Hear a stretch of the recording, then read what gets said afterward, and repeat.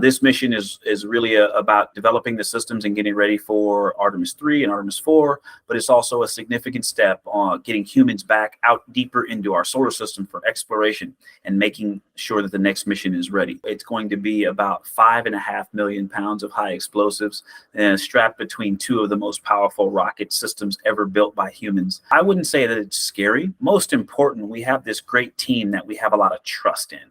And so the high trust in this organization is a key part of being ready. And training for it not only makes you better at it, it helps you to work through the nerves when you do have them, because you know what the first thing is to do and you know what the next thing is to do. And it's a part of the power of training and being prepared. But honestly, at the end of the day, we have to land back on Earth safely, or all of the other things were for naught. And so I'm looking forward to a safe splashdown in the Pacific Ocean at the end of the mission.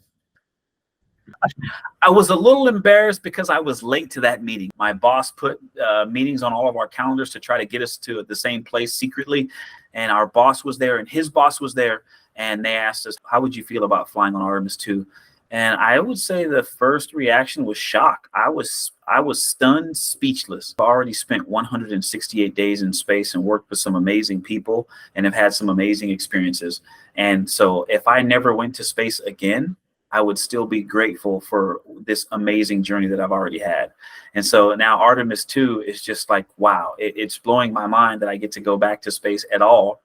And now I'm going to the moon.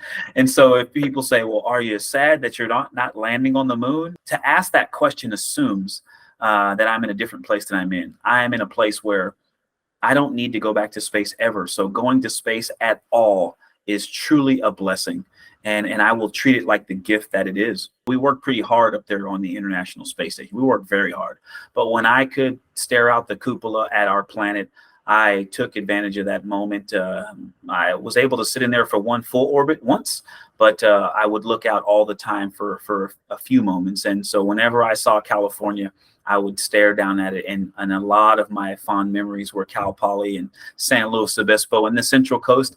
I met my wife there at Cal Poly. I have a daughter there now. Now, when I was in space is when she decided to go to Cal Poly, so she wasn't there yet, but that was pretty exciting. I did some zero-G flips while I was on the space station when she told me. And I definitely spent time staring down at my home state and thinking about all the fond memories of growing up there.